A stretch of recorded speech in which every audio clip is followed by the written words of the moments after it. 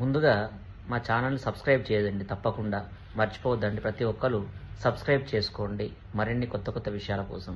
మర్చిపోవద్దండి. జై శ్రీమన్నారాయణ. భగవద్బంధువులందరికీ ఆ దేవుని ఆశీస్సులు కలగాలని కోరుకుంటూ భక్తులకు విజ్ఞప్తి ఏమిటంటే, చాలామంది దేవాలయాలకు వారానికి ఒక మారు వెళ్ళడం లేదా నెలకు ఒక మారు వెళ్ళడం, కొంతమంది చాలామంది రోజు వెళ్ళడం జరుగుతుంటుంది.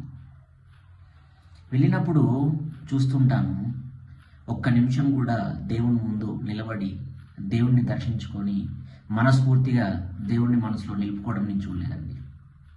హడావుడిగా రావడం, ఎంతో దూరం నుంచి వెళ్ళి నడుచుకుంటూ వచ్చి హడావుడిగా నేను వెళ్ళాలి అనడం, దేవుని వైపు చూడకుండా అటు ఇటు పరిసరాలను చూడడం గమనిస్తూ ఉన్నాను. మీరు దేనికోసం అంటే దేవుని ఆలయాలకు రావడం మీ మనసు బాగలేకనో, లేక ఎన్నో సమస్యలతోటో, లేదా ఏదైనా కోరికలతోటో, లేదంటే భగవంతుని మనసులో నిలుపుకోవడానికో మీరు ఆలయానికి అంత దూరం నుంచి నడుచుకుంటూ వస్తున్నప్పుడు 2 నిమిషాలు భగవంతుని ముందు, దేవుని ముందు నిలబడకుండా మీరు సమయాన్ని వృధా చేస్తున్నారే, మీకేం అనిపించట్లేదా? ఒకసారి అర్థం చేసుకోండి, ఒకసారి గమనించండి.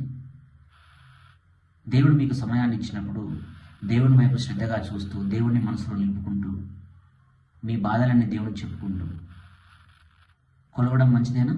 కానీ మీరు ఎందుకు ఆ విధంగా సమయాన్ని వృధా చేసి హడావుడిగా వెళ్ళిపోతూ ఉంటారు?